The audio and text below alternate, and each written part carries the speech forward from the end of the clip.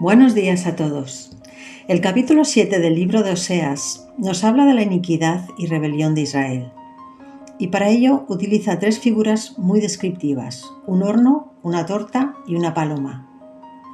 Este capítulo comienza relatando el estado ruinoso en que se encontraba el pueblo de Israel. Menciona su maldad y sus mentiras, sus adulterios y borracheras.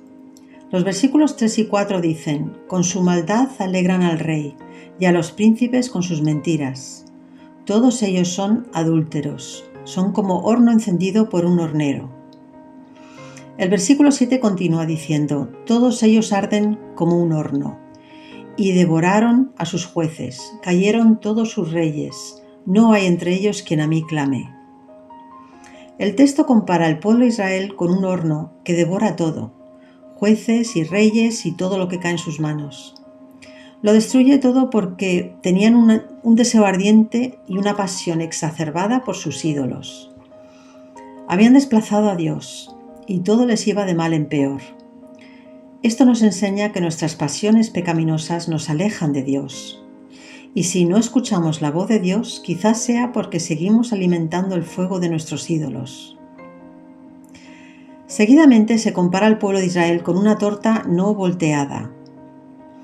El versículo 8 dice: Efraín se ha mezclado con los demás pueblos. Efraín fue torta no volteada. En este texto se usa la palabra Efraín como sinónimo de Israel, ya que Efraín es la tribu del reino del norte de más importancia y de más influencia. El texto viene a decir que el pueblo de Israel se había mezclado con los demás pueblos y que había adoptado sus malas costumbres.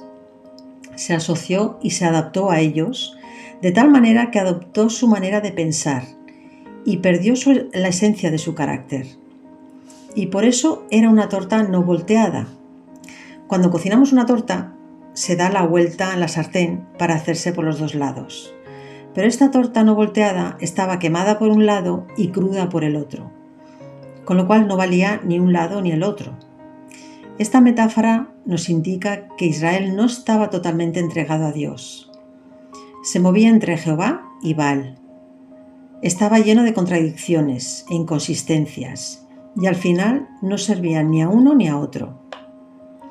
Hoy en día hay muchos cristianos que se mezclan con el mundo y se mueven entre esa entrega a Dios y esa entrega a las cosas del mundo. Viven en una constante contradicción mental y espiritual y se mueven entre un extremo y otro. No nos podemos mover entre Dios y el mundo, hermanos. Ese doble ánimo no lleva a nada bueno. Por último, en el versículo 11 vemos cómo Dios compara al pueblo de Israel con una paloma incauta y sin entendimiento. Nos imaginamos una paloma revoloteando, confusa y sin dirección, desesperadamente buscando una salida. Así era el pueblo de Israel. El texto dice que llamaron a Egipto y acudieron a Siria, buscando una solución a sus problemas. Pero finalmente Dios tendió sobre ellos su red y cayeron del cielo. El problema de Israel siempre fue no apoyarse en Dios. Buscaban su fuerza en los ídolos y en sus pasiones equivocadas, y buscaban las soluciones a sus problemas en otros países como Egipto y Asiria. Siempre alejaban a Dios de sus vidas, y sus corazones eran como hornos encendidos que solo generaban más pasiones y más pecados. Este círculo vicioso les llevó a la destrucción, y el pueblo de Israel sufrió mucho por todo esto. Podemos aprender mucho de su ejemplo.